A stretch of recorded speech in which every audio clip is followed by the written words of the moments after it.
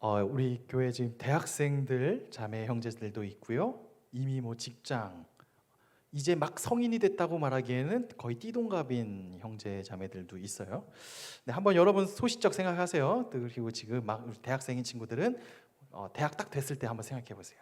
성인이 되면 고3 때 막 모든 게 통제되어 있을 때 성인이 되면 뭐 하고 싶으셨어요? 맞아, 그렇죠. 네, 우리 병준 형제 축하드려요. 네, 네. 대학 가면 다들 여자친구 사귄다고 막 선생님들 말해요. 야, 지금 사귀지 마. 공부 열심히 하면 다 사겨라고 말했는데 입학하면 알게 되죠. 아, 네, 선생님이 공수표를 날렸구나. 그렇죠. 어린 시절부터 대학이라는 목표로 계속 달려갑니다. 수많은 학원, 과외 등등등등등등등에서 자유보다는 통제로 인해서 쭉 달리던 학생들이 수능 딱 해서 대학 딱 들어가는 순간 하고 싶은 것들을 리스트를 정해서 아마 하게 될 겁니다. 그때 다들 자유를 꿈꿔요. 왜냐하면 제한됐던 일들을 원 없이 해보고 싶어 하죠. 밤과 낮이 바뀌기도 합니다. 그래서 밤새 게임하기도 하고요. 또 원 없이 놀아보기도 하고 또는 뭐 여러 가지 하지 못하게 했던 것들 다 해보죠. 우리 교회에서 제일 많이 하는 거는 고3 끝나면 이제 교회 안 다니는 것도 많이 하세요. 네, 뭐 이 시대가 그렇습니다. 저는 수능 끝나는 날 어머니 몰래 오토바이를 하나 샀어요. 그래서 야 진짜 썩은 거 사가지고 죽기 직전까지 갔었는데 저희 어머니의 기도 제목이죠. 지금까지 타고 있습니다. 잘 타고 있어요. 자, 우리는 자기가 하고 싶은 거, 자기 마음대로 하고 싶은 것을 자유라고 생각해요. 그래서 그 자유를 갖고 싶어 합니다. 자고 싶을 때 자고 싶고요. 먹고 싶을 때 먹고요. 일하고 싶을 때 일하고 놀고 싶을 때 노는 거를 자유라고 생각해요. 아마 대학생 때는 보통 이 자유를 좀 누리다가 취업을 하는 순간 퇴직을 하고 싶어 하시죠. 너무 막 출근이 너무 힘들어. 근데 통장을 보면 다시 열심히 일을 하게 되고 하는 거죠. 이 자유를 획득하기 위해서 이 현대에서 필요한 두 가지가 있어요. 첫 번째는요, 경제적인 부분이죠. 경제적인 부분이 없는데 자유를 누린다? 이거는 쉽지 않아요. 경제적인 자유를 누리기 위해서 어머니 그늘에서 벗어나기 위해서 취업을 합니다. 그리고 알게 되죠. 내가 취업을 했더니 이 돈으로는 시간을 살 수가 없구나. 그래서 빨리 은퇴하려고 파이어족이 되기 위해서 막 투자를 합니다. 막 비트코인, 로또 사고 막 부동산 투자하고 하죠. 그리고 울죠. 지금 많이 울고 계시는데 하여튼 막 빠른 투자를 위해서 빠른 은퇴를 위해서 막 뭔가를 합니다. 왜? 우리는 알고 있어요. 자유하려면 경제적인 자유가 좀 있어야 된다라고 생각하기 때문이죠. 근데 이거 말고도 우리는 아마 여기서 생각하시는 분은 없을 텐데 반드시 있어야만 하는 자유 위한 전제가 하나 있어요. 바로 정치적인 자유예요. 정치적 자유는 더 중요합니다. 권위주의 국가에서는요, 최근에 우리가 뭐 보면 알지만 기업인들이 막 재산을 몰수당하고 해외로 도피하는 사례를 많이 보게 됩니다. 또 감시되고 정부에 반감하는 소리에 대면 막 억압당하고 생각과 사상이 통제되죠. 이 권위주의 사상을 제일 잘 드러낸 작품으로 예전에 1984 조지 오웰이 쓴 책을 보면 거기는 연애마저도 막 제한돼요. 연애하면 감옥 가요. 막 사형당해요. 연애하다 걸려서 주인공 나중에 총살당해요. 스포했네요. 네, 비극인데 슬퍼요. 이게 통제된 국가들이에요. 그래서 사실 우리가 자유를 갖기 위해서 굉장히 중요한 건데 정치적 자유 안정도 되게 중요합니다. 미국에 보면 워싱턴에 Freedom is not free라고 써 있어요. 자유는 공짜가 아니다. 한국 전쟁에 있는 기념비의 밑에 있는 건데요. 지금 사실 우리가 지금 너무나 당연시 생각하는 투표권, 또 우리가 너무나 자연스럽게 얘기하는 내 가고 싶은 마음대로 이동하거나 뭐 먹고 이런 등등 수많은 것들은 누군가의 정말 목숨을 거는 헌신들과 희생들로 인해서 우리가 누릴 수 있는 것이죠. 자, 어쨌든 얘기를 좀 축약해 보면 오늘 우리가 생각하는 자유를 누리기 위해서 두 가지, 경제적인 부분 그리고 정치적인 부분이 있어야 된다고 생각을 해요. 그리고 어느 정도 지금 뭐 회사 다니시는 분들은 나름 어느 정도 경제적인 안정과 또 이것들을 가질 수 있게 됐겠죠. 자, 그럼 이제 물어볼게요. 자, 우리 돈도 벌어요. 그리고 대한민국 자유민주주의 국가 얼마나 좋아요? 자, 그럼 물어볼게요. 여러분은 자유로우십니까? 대통령도 내 손으로 뽑고요. 최소한 내가 마시고 싶은 커피 정도 마실 수 있잖아요. 내가 가고 싶은데 갈 수도 있고요. 심지어 연애와 결혼도 능력이 없어 못하지 뭐 할 수는 있잖아요. 뭐 한다고 막 정부에서 막거나 이러진 않잖아요. 자, 모든 게 자유로운 것 같아요. 물어볼게요. 진짜 우리는 자유하십니까? 설령 정치, 경제, 연애 등 많은 부분에서 자유를 누린다고 해도 사람들에게 절대 자유할 수 없는 코어 부분이 하나 있어요. 바로 우리가 늘 외면하지만 정해져 있는 사실이죠. 바로 저와 여러분은 죽어요. 지금은 아니어도 언젠간 죽어요. 100년 뒤에는 없어요. 이로 인해서 오는 두려움, 이것은 우리의 자유를 제한합니다. 사람이 죽음이라는 것을 피하기 위해서 가장 첫 번째 하는 것은, 가장 쉽게 하는 일들은 잊고 살아요. 마치 영원을 사는 것처럼 살아요. 그러나 잊고 사는 것도 죽음이 온다는 걸 막을 수는 없죠. 또 누군가는 죽음을 극복하기 위해서 수많은 대책을 해요. 고대 진시 황제는 죽음을 극복하기 위해서 불로초를 얻으라고 했어요. 근데 아이러니하게 그 진시 황제가 사랑했던 약이 있었는데 그 약이 수은이에요. 그래서 진시 왕은 수은 중독으로 죽었어요. 참 아이러니하죠. 아무리 권력을 가지고 재력을 가지고 그래서 내가 모든 자유를 누린다고 해도 결코 사람이 자유할 수 없는 마지막 문제, 바로 죽음 앞에서의 자유죠. 그리고 죽음으로 인해서 오는 두려움, 죄책감으로부터의 자유예요. 이 자유는 얻을 수 없어요. 자, 그렇다면 이 자유할 수 없는 사람에게 도대체 자유란 무엇일까? 아니, 자유란 도대체 가능한 것일까? 오늘 성경에서 예수님은 요한복음 8장 32절에 이렇게 말씀합니다. 8장 32절 말씀 같이 한번 읽어볼게요. 시작. 진리를 알지니 진리가 너희를 자유롭게 하리라. 자, 진리가 너희를 자유롭게 하리라라고 예수님이 말씀하셨어요. 전제가 있어요. 진리예요. 진리가 너희를 자유롭게 한대요. 자, 진리가 뭐예요? 요즘 진리가 뭐예요? 라고 물어보면 각자 마케터들이 또 이야기를 하죠. 핸드폰은 뭐가 진리입니까? 네, 우리 위원장님도 사과가 진리다라고 얘기 많이 하세요. 뭐 각자 있죠. 뭐 어떤 것은 이거는 이 분야에서는 이게 진리야. 커피는 뭐 어느 회사가 진리야. 뭐 당당, 네, 뭐 다 있어요. 뭐 심지어 뭐 경제 분야에서도 투자는 어떤 게 진리지, 뭐 코인이 진리지, 또 부동산이 진리지 하는 사람도 많았죠. 어때요? 그 진리가 영원한가요? 많은 우리 MZ 세대의 지금의 눈물들. 우리 저랑 같이 있는 한 목사님도 지금 막 투자했다가 지금 막 땅 치고 있어요. 네, 통곡 소리가 들립니다. 자, 영원할 것 같았던 많은 것들이 사라지고 있어요. 특히 여러분들 연애할 때 꼭 이런 거 하시는 분들 계셔요. 젊을 때 우리 사랑 영원해 뭐 팔뚝에 막 하잖아요. 그거 하시고 나면 문신을 지우는 게 굉장히 비싸구나라는 걸 알게 될 거예요. 굉장히 아프구나. 일단 생각하실 때 그거 그냥 띠뿌띠뿌실로 하세요. 그런 거 그냥 스티커로 붙여요. 어차피 우리 연애는 띠뿌띠뿌실이랑 크게 다르지 않을 수 있어요. 네, 결혼해도 일단 하지 마세요. 어떻게 될지 몰라 인생. 자, 연애, 결혼, 사업, 국가 등등 안타깝게도 모든 것에는 끝이 있어요. 그래서 한 가지 확실한 사실이 있다면 끝이 있다는 거, 죽음이 있다는 거예요. 모든 것에는 끝이 있죠. 사람들은 이 죽음과 끝에 대한 두려움이 있습니다. 근데 이 두려움이 커지면 삶의 근간을 흔들어요. 게다가 죽음 이후에 나는 어떻게 될 것인가 하며 겁을 냅니다. 물론 지금 20대인데 막 현종 형제가 막 나는 죽음 이후에 어떻게 될까 하면 약간 그것도 병이에요. 그렇지 않을 거예요, 그죠? 20대 때 그런 게 어디 있어? 엄마 몰래 엄마한테 용돈 얼마나 더 받을까 막 하고 막 오토바이 몰래 탈까 막 차는 막 아빠 차 키 어떻게 훔쳐갈까 막 이런 고민을 하겠죠. 근데 여러분들이 한 50년이 지나고 60년이 지나서 이제 인생의 퇴장을 준비할 때가 되면 우리 삶이 굉장히 짧다는 걸 느낄 거고요. 그때 죽음 이후에 대한 두려움이 엄청 우리를 압박할 겁니다.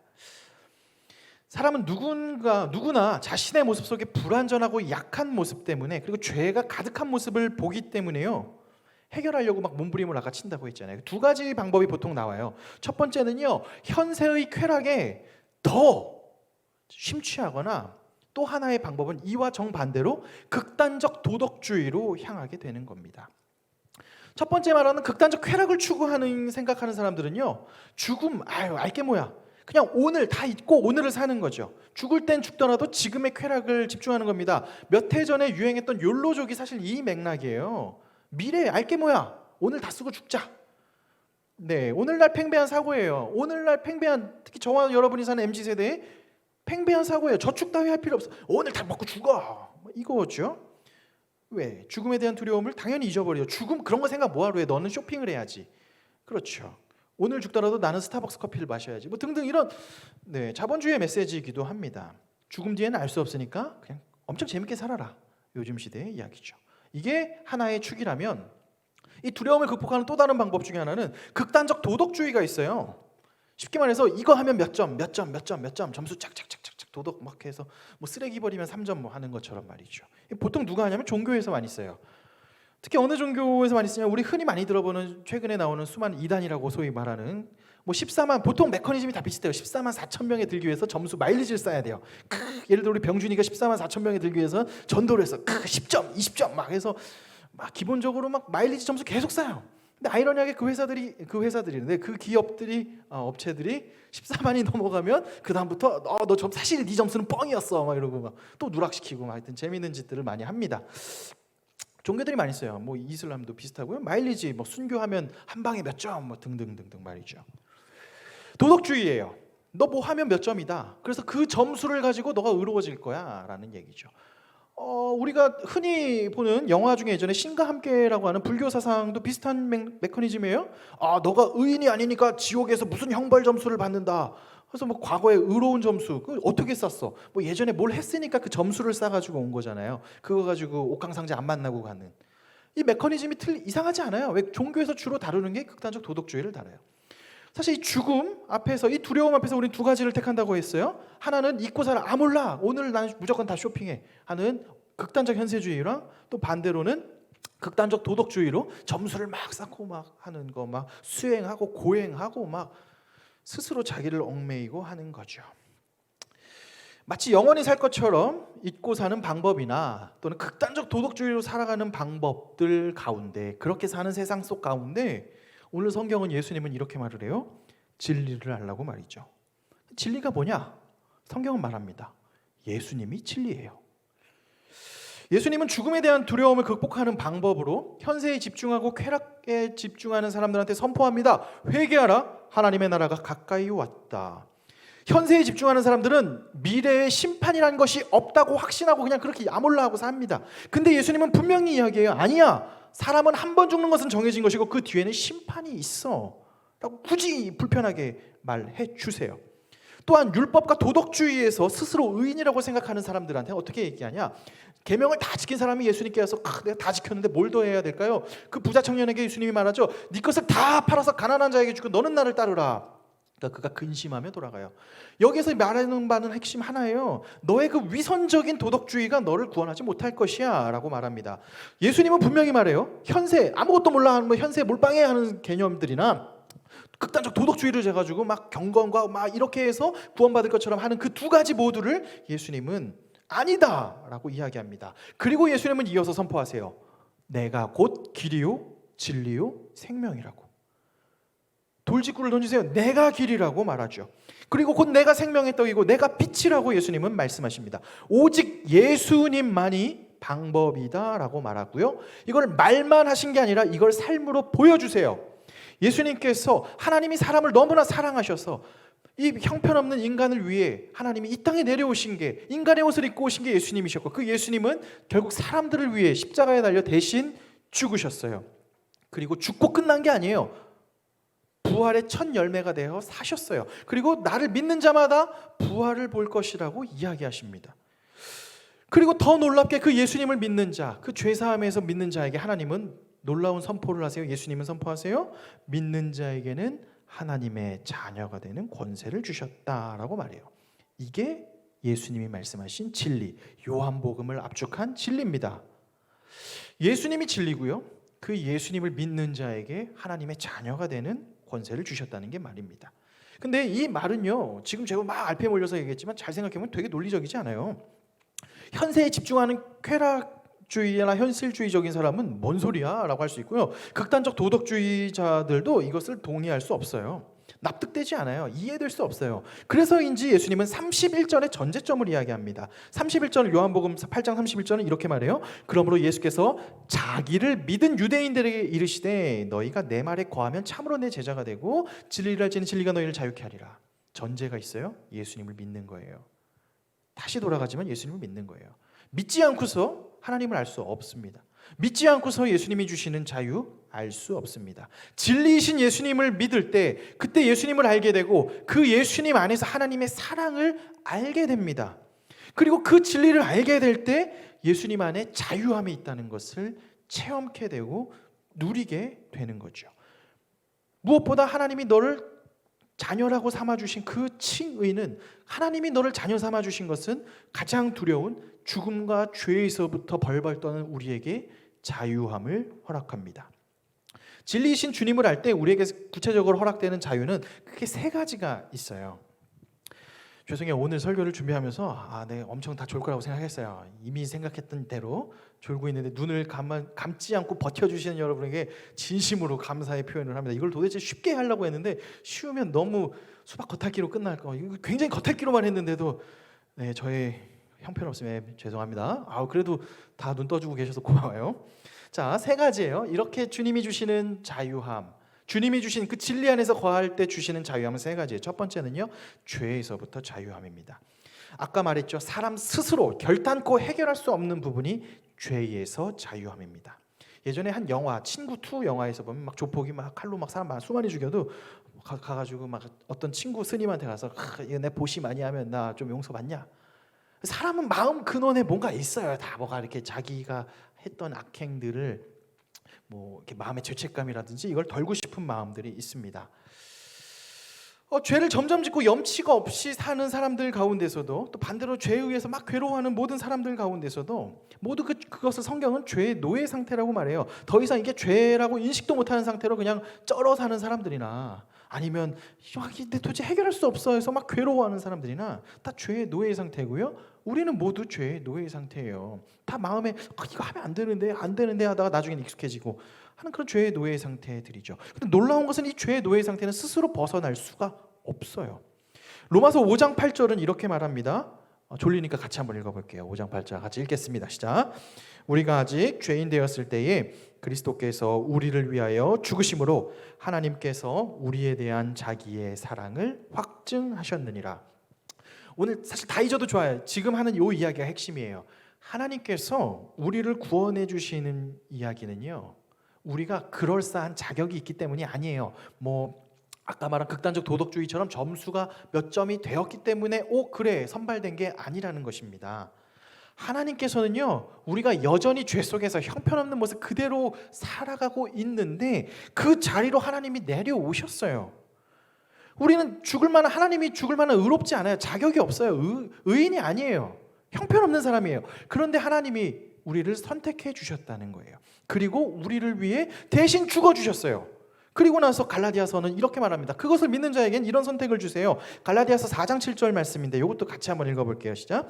그러므로 내가 이후로는 종이 아니요 아들이니 아들이면 하나님으로 말미암아 유업을 받을 자니라. 아멘. 이 놀라운 사실 다 잊어도 좋은데 그 하나님이 우리를 위해 죽으셨고 살아나셨고 그 사실을 믿는 자마다 자녀가 됐는데, 이게 왜 놀라운 사실이냐면요, 더 이상 우리는 종살이에 있는 종이 아니라 자녀가 된 거예요. 이게 굉장히 중요한 차이점이 있어요.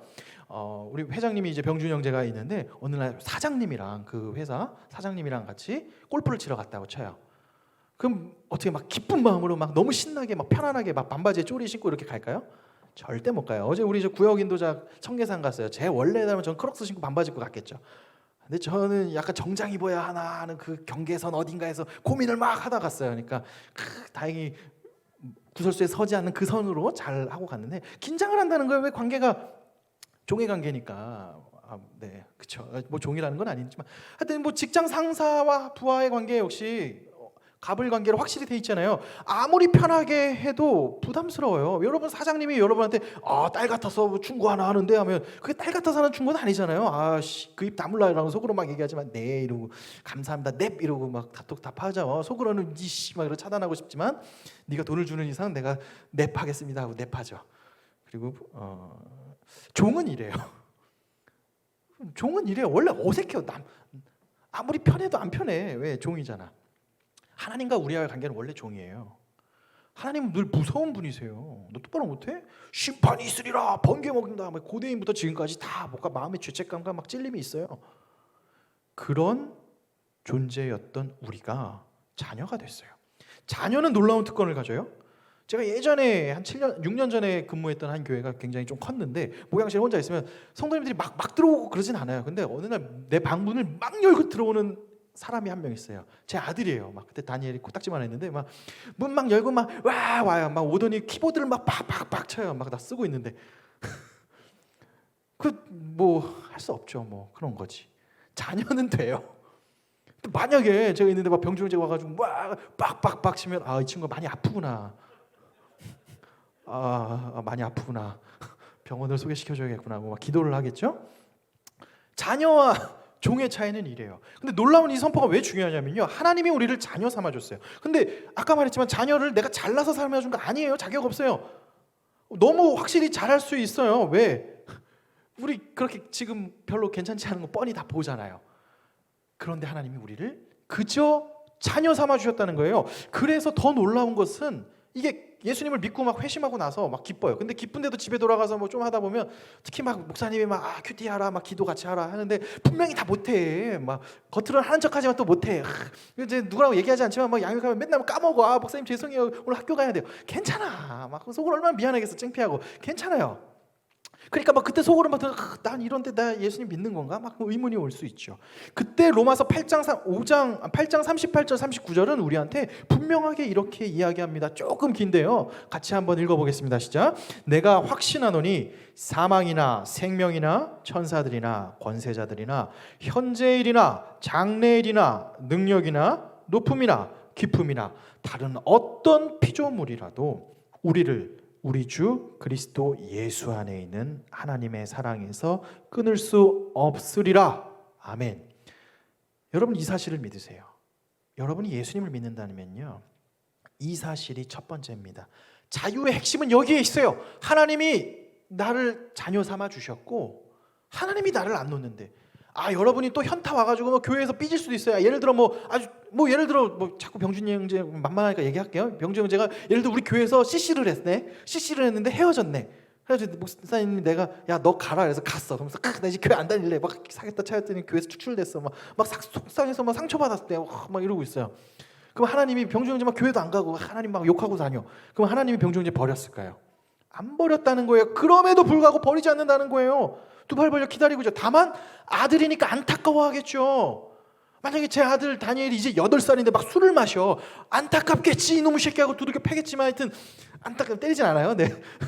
네, 안타깝겠죠. 자식이니까. 근데 남이면 쟤네 부모님은 뭐 저따구로 애를 키웠어? 뭐 손가락질 하겠지. 근데 우리 하나님은 아버지예요. 여러분의 아버지라고요. 이걸 기억하세요. 이것만 기억하시면 돼요. 이게 첫 번째 가장 중요한 확신, 죄에서부터 자유함이에요. 사람은 죄에서부터 자유함, 죽음으로부터의 자유함을 가질 때 담대하게 나갈 수 있어요. 이게 안 되면 모든 게 흔들려요. 내 못했는데 신앙생활 이렇게 하면 안 되는데. 안 되는 건 아는데 안 됐다고 해서 자녀가 아닌 건 아니에요. 그렇죠. 저도 대학 내내 오토바이 살 때 저희가 창피하네. 어머니한테 전화하는 유일한 시간이 있어요. 오토바이 타이어 갈 때. 타이어 가면 타이어 비싸요. 50만 원씩 해고 돈 달라고. 쇼미더머니예요. 엄마는 결혼하고 나서 철들었다고 하는데 결혼하시면 좋아요. 그래서 아무튼 다 그래요. 근데 기다려줬잖아. 기다려줬죠. 다 부모님 다 그래요. 그죠? 하은자매 그쵸? 엄마가 다 기다려주잖아요. 얼마나 사랑해 엄마 그죠? 그렇죠. 우리 엄마 짱이에요. 그죠? 부모님이니까 여러분이 기억하셔야 될 것 여기에 있어요. 하나님이 우리를 잡아주셨고요. 자녀 삼아주셨고요. 조건 없이 예수 그리스도의 이름으로. 그리고 그 하나님 자녀 삼아주신 건 결단코 끊을 수 없다는 거예요. 심지어 그 누가 이야기한다. 천사가 이야기한다 할지라도 하나님의 자녀에서 끊을 수 없습니다. 저는 저와 여러분이 이 확신을 가지고 나가기 바래요. 이건 그리스도인이 가져야 할 가장 중요한 확신이자 신뢰입니다. 하나님이 우리를 자녀 삼아주시고 놓지 않는다는 사실, 이 사실이 우리를 죄에서 자유케 하십니다. 우리의 결단보다 크신 하나님의 사랑이 우리를 잡고 계시기 때문입니다. 진리이신 예수님이 주시는 첫 번째 자유함은 죄에서 자유함이라면, 이제 두 번째 자유함은요, 순종의 자유함입니다. 죄에서 구원해주면 그럼 이제 마음대로 살면 되는 거 아니에요? 제가 옛날에 교육사 교회에 있을 때 한 병사가 얘기해요. 목사님 교회 뭐하러 다니나요? 나 예수 믿는데 이제 그럼 마음대로 맨날 클럽 가려고요. 그런 이야기를 하는 데가 이제 구원파라고 유병원 계열의 이단이라고 있어요. 그리스도인들은요, 하나님의 자녀로서 칭함받고 나면, 그래서 자유하게 되면 네 멋대로 사세요가 아니에요. 왜냐하면 뭐 멋대로 산다는 게 어느 개념인지는 좀 모호하지만 우리의 소속이 좀 달라져요. 그전에는 세상에 속해 있어요. 그래서 사실 우리가 멋대로 하고 싶다라는 것도 사실 습관과 세상에서 가져온 프레임 속에서 우리는 그렇게 살게 되는데, 하나님의 자녀가 되면 거룩한 부담감이 생겨서 하나님께 속한 사람이 돼요. 그래서 하나님이 하시라는 일들이 그냥 기뻐지게 돼요. 우리 한 형제 있어요. 아까 계속 이게 좋은 얘기니까 그냥 해야지. 우리 병준 형제 같은 경우는 아침마다 큐티를 해요. 말씀을 본대요. 그러더니 그날 어느 날 그 형제가 이제 이게 너무 기쁘대. 지금은 말 안 하는 거 보니까 힘들 것 같아. 묻진 않아요. 그럴 때 물으면서 시험 들으니까. 근데 어쨌든 기쁜 것 같아. 뭐 딱히 시키진 않았지만. 왜 이거 하냐고. 그 큐티하고 뭐 주일 예배 오고 뭐 이거 하고 저거 하면 구원받나? 아니에요. 이미 구원 하나님이 자녀 됐다니까요. 자녀인 건 변함이 없어요. 근데 하나님께 속한 자가 되니까 이게 기뻐져요. 누가 시키지 않는데 기뻐져요. 제가 우리 말했죠. 작년에 우리 교회와 올해 교회 크게 다르지. 우리 교회에 마법이 있는 것 같아.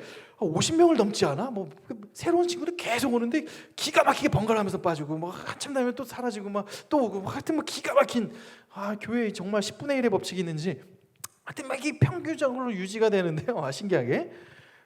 근데 이 지점에서 굉장히 중요한 것은요. 무슨 얘기하다 또 딴 얘기하니까 샜네. 네, 우리는 하나님께 속한 자들이라는 거예요. 우리가 하나님께 속한 자가 되면요. 근데 얘기 생각났어요. 미안해요.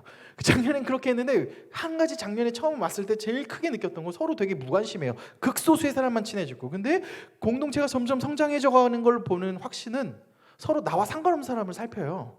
오늘 제가 왔네? 오늘 저 자매가 왔네? 안 왔네? 왔네? 안 왔네? 그러면서 서로 관계를 갖고 사랑하고 서로 관심을 두고 살아요. 그 왜 해요? 그게 굉장히 불편하거든요. 선 넘는 일이거든요. 네가 나 뭔데 언제 봤다고. 굉장히 뻘쭘하잖아요. 전 교회에서 옛날에 제일 싫어하는 게 모르는 옆에 사람이랑 인사하래. 잘 몰라. 인사하기 싫어. 그렇잖아요. 하은자매 옆에 현채 형제랑 인사하세요 하면 하지. 막 손도 깎고 다 할 수 있어. 근데 옆에 우리 뭐 뒤에 있는 형제랑 인사하세요 하면 교회 떠나고 싶어. 그런 거 시키지 않았으면 좋겠어요. 그냥 이렇게 찬양님한테 자 옆에 있는 사람 인사하세요. 이렇게. 이게 뭐 인사야 하지 마. 뻘쭘해. 우리 다 뻘쭘하잖아요. 그 뻘쭘한 짓을 우리는 왜 하고 있어요? 근데 가장님들은 뻘쭘한 짓을 하고 막 문자하고, 아까 한 자매는 막 문자하는데 요즘에 문자 답신이 안 와니까 막 속상해. 왜 그래? 뭐 밀당 연애하는 것도 아닌데 그 자매 결혼도 했어요. 왜? 하나님께 기쁨으로 순종하는 거예요. 물론 슬프고 힘든 일이 있겠지만 그리스도가 나를 자녀 삼아 주시고 그 안에 충만함이 있으니 하나님의 말씀 따라 기쁘게 순종하는 것이죠. 로마서 6장 22절은 말이에요. 그러나 이제 너희가 죄로부터 해방되었고 하나님께 종이 되어 거룩함에 이르는 열매를 맺었으니 그 마지막은 영생이라 라고 말합니다. 죄에서 자유케 된 우리는 하나님께 속한 자가 되었어요. 그래서 하나님께 잘 보이려고 버둥버둥거리는 게 아니라 주신 은혜가 감사해서 반응을 해요. 주신 은혜가 좋아서 교회 나오는 거예요. 근데 이 따르는 길을 가다 보면 알겠지만 완벽하지 않아요. 아주 잘 드러나잖아요. 교회에서 굉장히 홀리해 보이는 친구들이랑도 그럴 리 없겠지만 만약에 여러분이 남녀관계로 교제해보면 얘 진짜 쓰레기인데 하는 사람 많아요. 우리 교회 청년 병준이가 쓰레기 선수 아니에요. 병준이 연애 잘하고 있어요? 넘보지 마세요. 네, 다 잘하고 있습니다. 좋습니다. 근데 다 시험이 있단 말이에요. 청년들이 제일 고민이 뭐예요?